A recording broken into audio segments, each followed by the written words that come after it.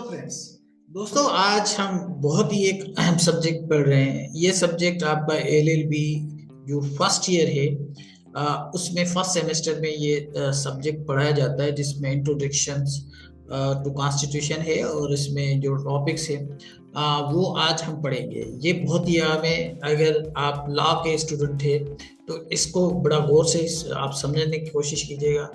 और इसके अलावा अगर आपके पास कोई सवाल है तो वो भी आप कमेंट्स में कर सकते हैं। हम अपने शीट्स चलने से पहले आप दोस्तों से रिक्वेस्ट करना चाहते हैं कि आप हमारे इस चैनल को थोड़ा सा सपोर्ट करिए।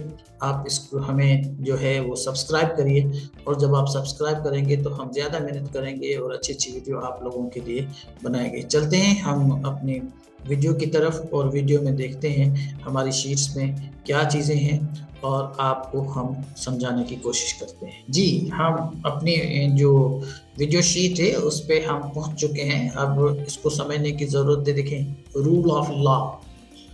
अब रूल ऑफ लॉ है क्या? आप सारे और हम सब कहते हैं कि मुल्क में रूल ऑफ लॉ होना चाहिए। जब रूल ऑफ लॉ होगा तो वो अच्छी हुकूमत कहलाएगी। इसको समझना बहुत ज़रूरी है। देखिए, meaning of rule of law क्या है? Rule of law means that law is supreme. कोई बंदा सुप्रीम नहीं है, लॉ सुप्रीम है। And everyone is subject to law regardless of status, position. No person, institution or authority is above the law. Very simple ये है। आप अगर इसको आप कहें कि सिंपल वर्ड्स ये है कि no one is above the law. कोई भी सुपीरियर नहीं है, लॉ अप्लाई करेगा। जो कंट्री होता है उसको लॉ चलाता है, लोग नहीं चलाते। ठीक है, तो ये बड़ा सिंपल और वेरी सिंपल आपके पास इसकी डेफिनेशन मौजूद है।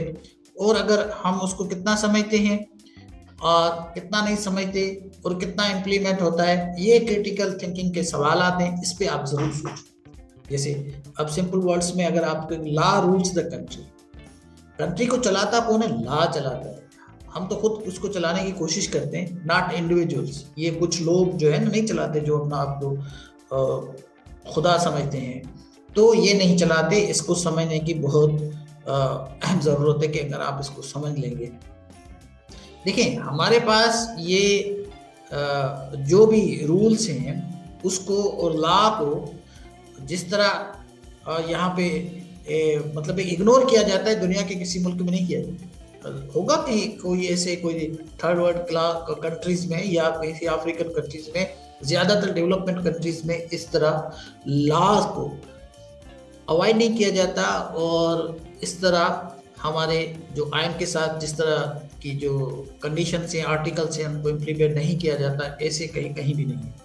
चलते हैं। अच्छा, ये एक ज्यूरिस्ट था जिसने जो एटी डाइसी है, इसकी एक थ्योरी है, 3 इसके प्रिंसिपल है, उसको हम पढ़ते हैं। इसने इसको इंट्रोड्यूस किया था, ये इसके आर्किटेक्ट थे। तो इसको पढ़ते हैं कि rule of law means the absolute supremacy of the regular law is opposed to the influence of arbitrary power. देखिए, लॉ किसी को किसी का इन्फ्लुएंस नहीं मानता, वो सबसे सुपीरियर है। इसने 3 प्रिंसिपल है, उसको हम पढ़ने की कोशिश करते हैं, समझने की कोशिश करते हैं। Supremacy of law, law is supreme over arbitrary. क्या आर्बिट्री? कोई बीच में आ जाए, कोई दूसरा तीसरा बंदा, कोई एरा गेरा, जो भी वाट एवर जो इन्फ्लुएंस करता हो, कोई आर्बिट्री नहीं है। ये लॉ सिर्फ जो होगा वही सुप्रीम होगा। ठीक है, must act according to law, not personal will, no punishment without breach of law. ये हमारे पास, हमने कोई लॉ तोड़े नहीं होता है, पुलिस वाले जाकर लित्तर मारते हैं। They are not authorize to, मतलब किसी तरह की भी वो सजा नहीं ले सकते। They can not beat you, they are not suppose to beat you. ये अनलॉफुल है। ठीक है ना? जब तक आपने कोई भी जुर्म नहीं किया होता, आपको कोई सजा नहीं मिलनी चाहिए। लेकिन हमारे पास तो देखें किस तरह काम होते हैं। एग्जाम्पल, ए पर्सन के not be arrested unless law allows it. तभी तो आप जहां भी, आपने ड्रामों में देखा होगा, अक्सर पूछते हैं लोग, आपके पास वारंट का है, आप कैसे मुझे अरेस्ट करें? So unless you have a warrant, police के नॉट अरेस्ट यू। कोई बंदा अरेस्ट नहीं हो सकता, मार भी नहीं सकता, क्योंकि जब तक आपके पास उसने कोई ब्रीच नहीं किया, कोई केस नहीं चला, तो आप मार कैसे सकते हैं किसी को? बाहर नहीं होता इस तरह। ये इस तरह जो हमारे पास कहते हैं ना कि अगर हरनी भी आ गई वो भी कहेगी मैं बकरी हूँ, तो ये इस तरह की जो चीजें हैं ये सिर्फ ऐसे मुल्कों में चलते हैं जिसको हम सो कॉल्ड कह सकते हैं कि हम अभी जो है वो डेवलपिंग कंट्रीज हैं या थर्ड वर्ल्ड कंट्रीज में ज्यादातर इस तरह के कानून चलते हैं। दूसरा ला ये क्या कहते हैं कि equality before the law, all persons are equal before the law, कानून के सामने सारे इक्वल हैं। कितने हैं, ये क्रिटिकल सवाल है। ये मैं इसीलिए करता हूँ, इसीलिए दोस्तों को कहता हूँ कि वो इस पे सोचें। जब सोचेंगे तो आगे चलेंगे, अगर सोचेंगे नहीं, इसको अगर आप ऐसे ही पढ़ते रहेंगे तो फिर तो वो वही लोग होते हैं जो अक्सर जो कहते रहते हैं सुभान अल्लाह सुभान अल्लाह, तो उनको बात भले समझ में आए या नहीं आए, वो अल्लाह अकबर और सुभान अल्लाह करते रहते हैं। ऐसे बहुत सारे आपने लोगों को देखा और सुना होगा। तो इसी तरह आपके पास ये समझना बहुत जरूरी है। समझेंगे तो आप सोचेंगे, और सोचेंगे तो आप जाहिर सी बात है अपने कोर्ट में इसी तरह एक्ट करेंगे, एक अच्छे वकील बन सकते हैं। No special privilege for the rulers, कोई रूलर है उसके पास कोई स्पेशल प्रिविलेज नहीं होना चाहिए, कोई एग्जम्पशन नहीं होनी चाहिए। ये होती है equality. Everyone is governed by the same law, हर शख्स को एक ही कानून की छड़ी के साथ चलाना चाहिए। ऐसा नहीं है कि आप जो है वो ऊपर हैं, सुपीरियर हैं, दिस इज प्रोहिबिटेड, कुछ भी नहीं हो चाहिए। आर्टिकल 25 ये हमें बताता है कॉन्स्टिट्यूशन सपोर्ट दिस प्रिंसिपल, ठीक है। क्या सपोर्ट करता है, कितना सपोर्ट करता है आर्टिकल, ये फ्रीडम ऑफ एक्सप्रेशन। लेकिन आपको पता है ना क्या हो गया फ्रीडम ऑफ एक्सप्रेशन, हमारे पास कितनी रह गई है। उसके बाद आपके पास इसका तीसरा प्रिंसिपल है predominance of the legal spirit, rights are protected by ordinary courts.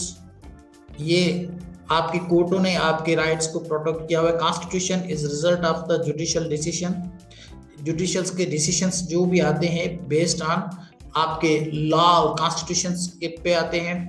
Courts play a central role in protecting rights, ठीक है ना।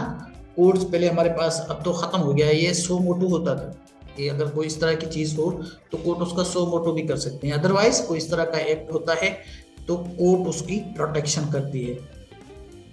Independent judiciary is essential for rule of law, ये देखिए कितना अहम है। हम बातें तो करते हैं बहुत सारे लोग, हमारी जुडिशरी कितनी इंडिपेंडेंट है सबको पता है। इस पे सोचिए हमारी जुडिशरी अभी कितनी इंडिपेंडेंट है। आप जाकर जो सीनियर वकील है उनसे पूछे तो सही, उनका तो पूरा पट्टा बैठ गया। तो ये कुछ इस तरह की कहानी है कि हमारे पास, हमने लिख तो दिया है सारा कुछ, हमारी जुडिशरी भी इंडिपेंडेंट है, सारा कुछ है, रूल ऑफ लॉ। या कहते हैं independent judiciary is essential for rule of law. जब तक आपके पास जुडिशरी इंडिपेंडेंट नहीं होगी, रूल ऑफ लॉ होगा ही नहीं। अब रूल ऑफ लॉ नहीं होगा तो वो तो फिर बनाना ही रिपब्लिक ही बन सकता है ना। उसमें आपकी कंट्री जो है वो रूल के हवाले से उसकी हालत तो खराब ही होगी ना। तो ये सोचने की चीज है, लेकिन हम तो उसी को फॉलो करेंगे जो हमारे पास लिखा हुआ है। अकेडमिकली हम इसको सिर्फ डिस्कस कर सकते हैं। तो you have to think whatever we have in front, लेकिन उस पर आप अपना एक्ट अकॉर्डिंगली करेंगे। जाहिर सी बात है, जिस तरह का हमारे पास rule of law in Pakistan follows rule of law under the constitution, ठीक है। हम हमारा जो कॉन्स्टिट्यूशन है उसको कितना फॉलो करते हैं हम लोग। आर्टिकल 4, अब देखें ये आर्टिकल 4 क्या बताता है, rights to deal with in accordance with law, equality before law. कितने हम इक्वल होते हैं, फंडामेंटल राइट्स, इंडिपेंडेंट जुडिशरी, ये सारा कुछ हमारे आयन में लिख दिया गया है। Judiciary act as the guardian of the constitution, जो जुडिशरी है ये हमारे जो आयन है उसकी मुहाफिज है। Importance of the rule of law, protects fundamental rights, prevents abuse of power. कोई एब्यूज ऑफ पावर नहीं कर सकता, लेकिन हमारे पास तो एब्यूज ऑफ पावर होती है ना। जैसे मैंने कहा कि पुलिस करती है, पुलिस क्या, बड़े बड़े लोग, ऊपर से आप हिरार्की चेक करें तो किस तरह इनको पावर को एब्यूज किया जाता है। Ensure the justice and fairness, कितनी जस्टिस फेयरनेस होती है हमारे केसेस में, आपको पता है। मेंटेन लॉ एंड ऑर्डर, ये लॉ एंड ऑर्डर भी कितना मेंटेन होता है।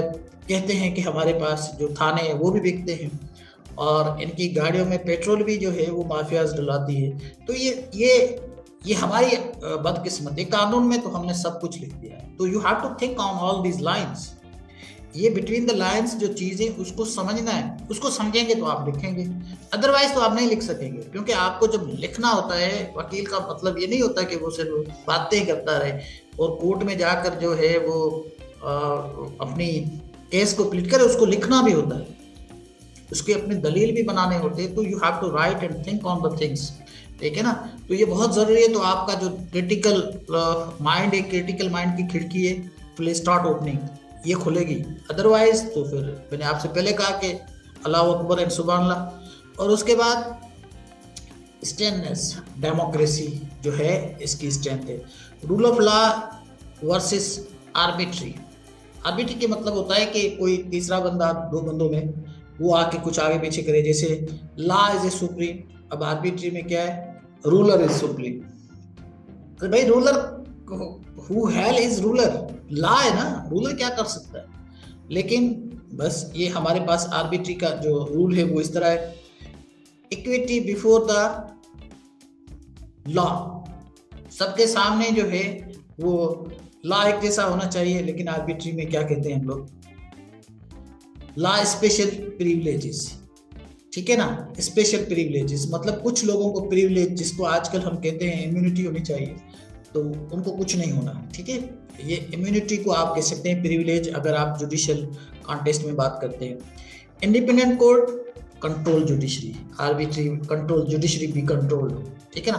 अब आप देखें हम कितना रूल ऑफ लॉ की बात करते हैं, कितने आर्बिट्री है रूल है हमारे पास। और राइट्स प्रोटेक्टेड, राइट्स जो है वो प्रोटेक्टेड हों, right violated.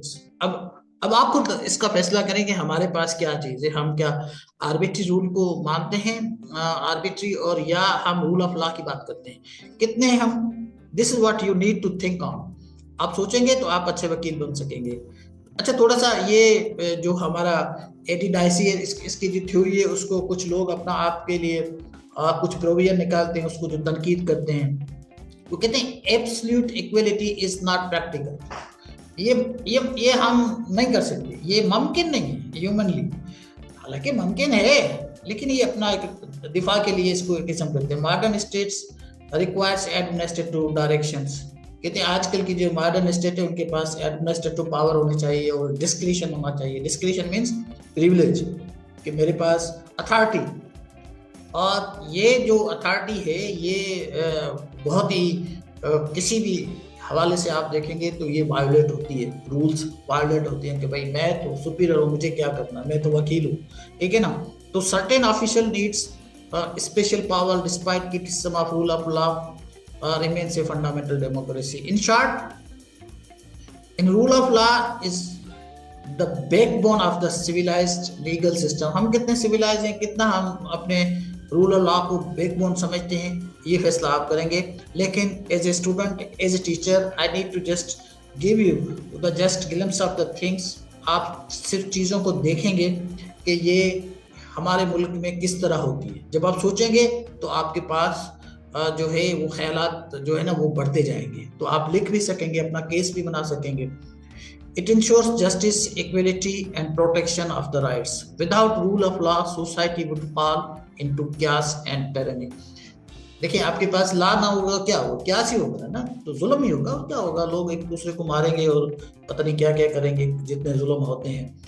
Rule of law means supremacy of law, equality before the law and protection of the rights through courts, explained by A.V. Dicey. It's an essential principle of the democratic and the governance and the fully recognized under the Constitution of the Pakistan. हम recognize तो करते हैं, इसमें तो कोई शक नहीं। कितना अमल करते हैं, it depends on you to think, कि हम कितना इसका फैसला भी आप कीजिएगा। शुक्रिया।